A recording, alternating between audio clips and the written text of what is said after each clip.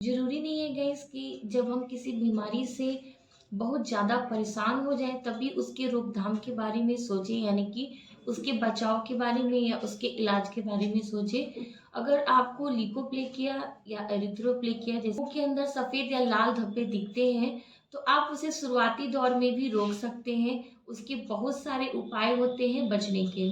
Hello guys, कैसे हैं आप लोग? मैं हूँ डॉक्टर कंचन। सो गाइस, आज का जो वीडियो है, आज के वीडियो में हम जानेंगे कि अगर आपको ल्यूकोप्लेकिया यानी कि जो सफ़ेद धब्बे होते हैं मुंह के अंदर, या इरिथ्रोप्लेकिया या लाल धब्बे दिखते हैं आपके मुंह के अंदर, इससे आप शुरुआती दौर में कैसे बच सकते हैं, इसके बारे में हम डिस्कस करने वाले हैं।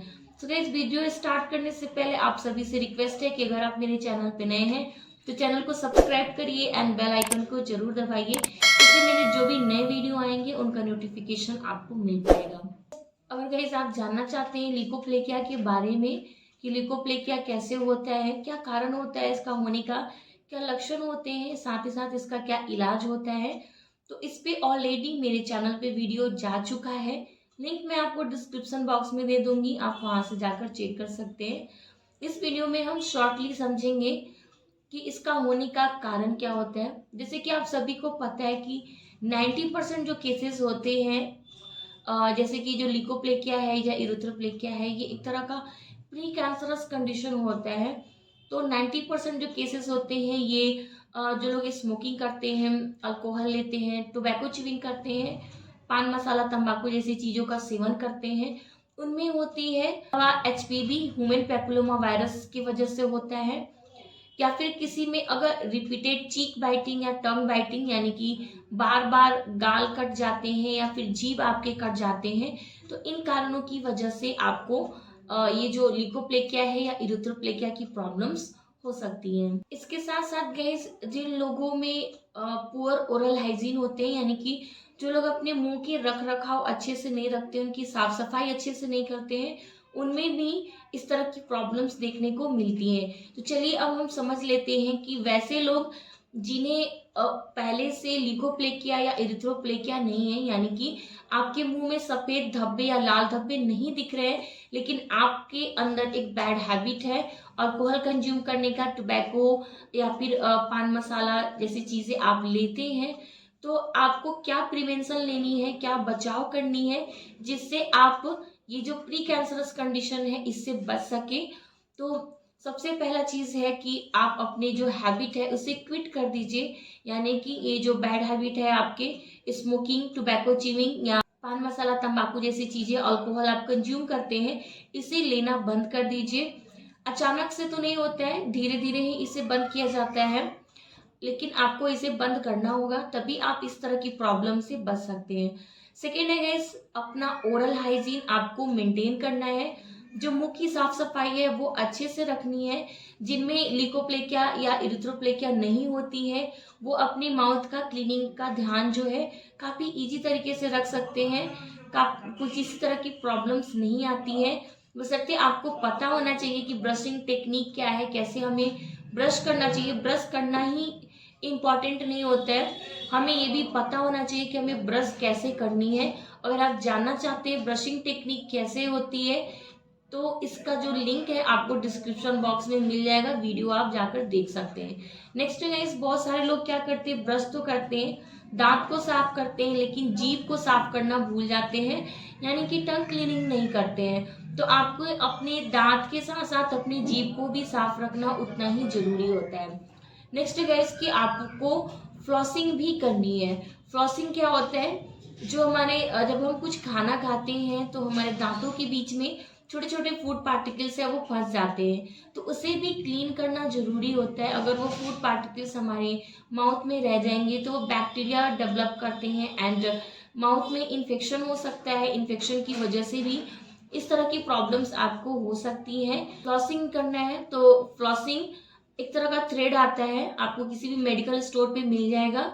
डेंटल फ्लॉस आप जब कहेंगे, उससे आपको जो दो दांतों के बीच में खाना फंसता है उसे निकाल देना है। इजी होता है इसे यूज करना, आप ये कर सकते हैं। नेक्स्ट है इसकी आपका जो डाइट है वो हेल्दी होना चाहिए। आपके डाइट में मल्टीविटामिन, मिनरल्स, विटामिन में vitamin A, vitamin C, vitamin E, इन सारी चीज़ों का होना काफ़ी ज़रूरी होता है। आप एंटीऑक्सीडेंट के लिए नट्स ले सकते हैं। नट्स में आप आलमंड्स, बादाम ले सकते हैं, अखरोट ले सकते हैं।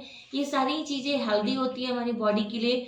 अगर आपका डाइट भी हेल्दी होगा तो इन सब चीज़ों से आप बच सकते हैं। हम जान लेते हैं उन लोगों में जिन्हें व्हाइट पैचेस या रेड पैचेस अपने माउथ में दिख रहे हैं, यानी कि सफ़ेद धब्बे या लाल धब्बे अगर आपके माउथ में दिख रहे हैं। ये जो धब्बे होते हैं आपके माउथ में कहीं भी हो सकते हैं।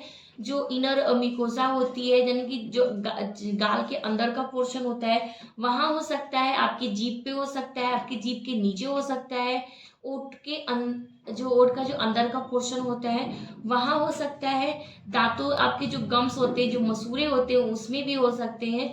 तो ये आपके मुंह के अंदर कहीं भी ये प्रॉब्लम्स आपको हो सकती हैं। अगर आपको छोटा सा भी पैचेस दिखता है तो सबसे पहला जो आपका स्टेप होना चाहिए, आपको बिना डिले किए अपने नियरेस्ट जो भी डॉक्टर हैं, डेंटिस्ट हैं, उनको कंसल्ट करना है। डिले नहीं करनी है, क्योंकि कभी कभी जो छोटा सा पैच भी होता है वो कैंसर में डेवलप हो सकता है। यानी कि जैसे कि मैंने आपको स्टार्टिंग में बताया कि जो ल्यूकोप्लेकिया होती है, जो इरिथ्रोप्लेकिया होती है, ये एक तरह की प्री कैंसरस कंडीशन होती है। इसमें आपके चांसेस होते हैं कि ये जो प्री कैंसरस पैचेस आपके माउथ में हो रखे हैं, ये आगे चल के कैंसर में डेवलप हो सकता है। ये सोच रहे हैं कि अभी तो ये बहुत छोटा सा है, जब थोड़ा बड़ा होगा तब तो ये कैंसर में होगा। तो ऐसा बिल्कुल भी नहीं है। ये छोटे से पैच भी कभी छोटे से साइज में भी कैंसर में कन्वर्ट हो जाते हैं। तो आपको उस स्टेज तक जाने से रोकना है, बचाव करनी है। उसके लिए तो आपको सबसे पहला जो काम करना है, जैसे ही आपको पैचेस दिखे, बिना डिले किए, बिना देर किए तुरंत अपने डॉक्टर से कंसल्ट करना है, उन्हें दिखाना है। डॉक्टर आपको जो भी एडवाइस करते हैं, मेडिसिन या प्रिकॉशन, आपको वो चीज़ें फॉलो करनी है। नेक्स्ट है गाइस, आपको अपनी जो हैबिट्स हैं उसे कंट्रोल करना है। अगर आपको बैड हैबिट्स है, अल्कोहल, स्मोकिंग या टोबैको च्यूइंग की, तो उसे आपको कंट्रोल करना बहुत ज़रूरी है। आप इसे अपने हैबिट को स्टॉप कीजिए, क्योंकि जब तक आप अपने हैबिट को स्टॉप नहीं करेंगे, ये जो प्रॉब्लम्स हैं नहीं खत्म होंगी। नेक्स्ट है गाइस कि आपको अपने खान पान में हॉट एंड स्पाइसी चीज़ें नहीं खानी है। जैसे कि इस तरह की जब प्रॉब्लम होती है तो आपको गर्म या मसालेदार तीखा खाना खाने में परेशानी होती है। तो इस तरह के खान पान से ये बढ़ता भी है, तो आपको ये स्टॉप कर देनी है। हॉट एंड स्पाइसी खाना आपको नहीं लेना है। नेक्स्ट थिंग गाइस, आपको अपना ओरल हाइजीन अच्छे से मेंटेन करना है। जैसे कि मैंने अभी स्टार्टिंग में बताया, माउथ में किसी तरह की प्रॉब्लम नहीं होती है, यानी कि जो नॉर्मल लोग होते हैं उनमें ओरल हाइजीन मेंटेन करना थोड़ा सा इजी होता है।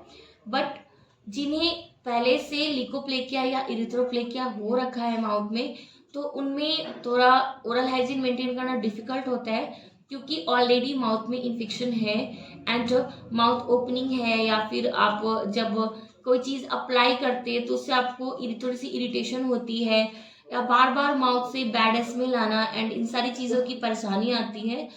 तो आपको अपना ओरल हाइजीन मेंटेन अच्छे से ज़रूर करना है।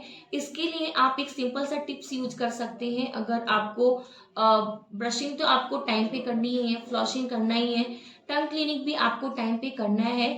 नेक्स्ट है कि आप इसके लिए एक काम कर सकते हैं कि जब भी आप शॉर्ट मील लें, कुछ भी खाते हैं, स्नैक्स कुछ भी ले रहे हैं, उसके बाद आपको नॉर्मल अपने माउथ में पानी लेकर अच्छे से माउथ में चारों तरफ घुमाना है एंड देन उसे निकाल देना है। इससे जो भी फूड पार्टिकल्स होंगे वो इजीली क्लीन हो जाता है। नेक्स्ट है, आप दिन में कम से कम 3 से 4 बार पानी में नमक डाल के गार्गल कर सकते हैं। इससे भी आपका ओरल हाइजीन अच्छे से मेंटेन रहेगा। नेक्स्ट है गाइस डाइट की। तो डाइट काफ़ी इंपॉर्टेंट रोल प्ले करता है उनमें जिन्हें लिकोप्लेकिया या इरिथ्रोप्लेकिया की प्रॉब्लम है। मेडिसिन तो आपको ज़रूरत है ही, लेकिन उसके साथ साथ आपका डाइट भी आपके प्रॉब्लम्स को ठीक करने में काफ़ी इम्पॉर्टेंट रोल प्ले करता है। तो डाइट में आपको बेशक ध्यान देना है कि आपके डाइट में एंटीऑक्सीडेंट हो। तो एंटीऑक्सीडेंट के लिए आप नट्स ले सकते हैं। नट्स में जो अखरोट होती है, जो बादाम होती है, उनमें एंटीऑक्सीडेंट भरपूर मात्रा में होता है, तो आप एंटीऑक्सीडेंट ले सकते हैं। नेक्स्ट होता है गाइस लाइकोपीन। तो लाइकोपीन जो है आपको डॉक्टर मेडिसिन के रूप में भी आपको देंगे। लेकिन आप अपने डाइट से भी लाइकोपीन को रिकवर कर सकते हैं। तो लाइकोपीन के में आप टमाटर ले सकते हैं। जो टमाटर होती है इसमें भरपूर मात्रा में लाइकोपीन होता है।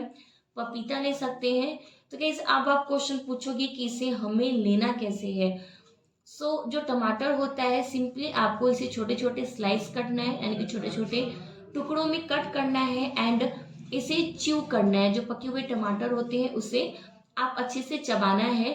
जब आप उसे अच्छे से चबाएंगे तो जो उसके जूस होते हैं उसमें लाइकोपिन होता है, अच्छे से आपके माउथ में रिलीज होगा एंड वो आपके जो इस तरह की प्रॉब्लम्स होती हैं उसमें काफी अच्छा काम करेगा। इस आयरन आयरन आपको इस जो स्पिनच होती है, जो पालक होती है, उनमें अच्छी मात्रा में आयरन मिल जाता है। तो जो भी ग्रीन वेजिटेबल्स है उनमें भी आयरन अच्छी मात्रा में होती है, तो आप ग्रीन वेजिटेबल्स को ले सकते हैं। उसके बाद आता है विटामिन। विटामिन में vitamin A, vitamin C and vitamin E काफ़ी ज़रूरी होता है इसमें। तो जो एप्पल होती है यानी कि जो सेब होता है उसमें विटामिन ए आपको भरपूर मात्रा में मिल जाता है।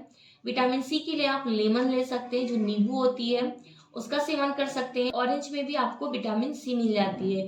तो इसे कैसे लेना है? सो जो नींबू है, जो ऑरेंज है, बहुत ही सिंपल तरीका है इसका लेने का।